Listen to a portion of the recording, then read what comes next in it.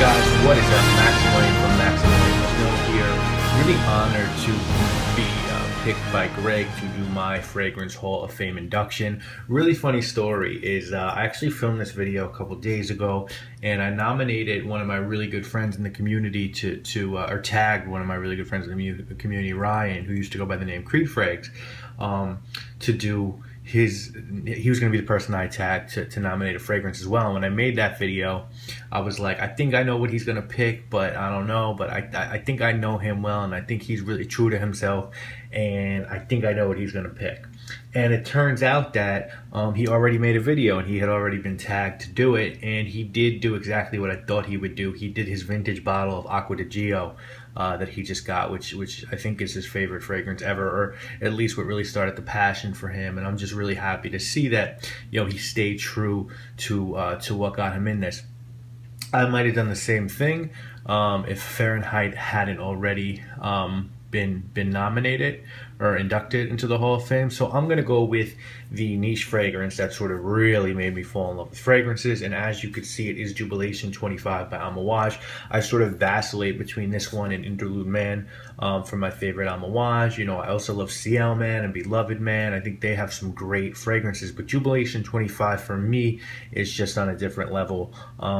I'll tell you a really quick story about this one. I was actually out on a date, and the girl kept getting closer to smell me, the woman, and she said to me, you smell like royalty, like a king. And the tagline for Amouage is the gift of kings. So wow, like how on the mark was that? They're an Oman-based house that sort of makes very Eastern style fragrances with silver frankincense, but with very Western sophistication. And I think they're fragrances you can wear on lots of different occasions. This one is not as potent as some of the other ones. It's strong. I mean, it projects, it lasts, but it's not as, I would say, not as in your face as like an Interlude Man or a Beloved Man or some of their Opus fragrances. This one really, for me, is about dried fruits, frankincense, a little bit of oud, and some blackberry and myrrh, and it's just a gorgeous amalgamation of all those notes. It was created by one of my favorite perfumers, Bertrand Duchaufour. This one was done in 25th anniversary of the house, and really when it gets cold outside, this guy, Zing, and Amber Nargis by Hermes are really the three fragrances that I seem to reach for the most. And you could see I have a lot of fragrances in my collection, but I've used a lot of this juice. I really like Jubilation 25, and so for me, it's the fragrance that I'm going to pick to induct in the Fragrance Hall of Fame. Now, as far as tagging someone else, well, I gotta be honest with you guys, most of the reviewers that I watch and that I really have a lot of respect for, most of them were tagged already.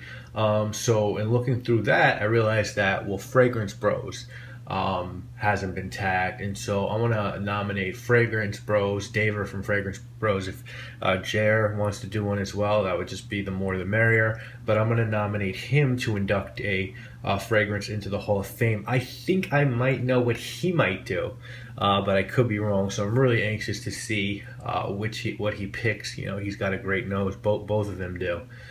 So really anxious about that, but obviously, as you can see, my pick is what I think is a great fragrance, and that is Jubilation 25. So Greg, thank you for bestowing this honor upon me. Really happy to be able to pick a fragrance to induct into the Fragrance Hall of Fame, and I hope we keep this thing going.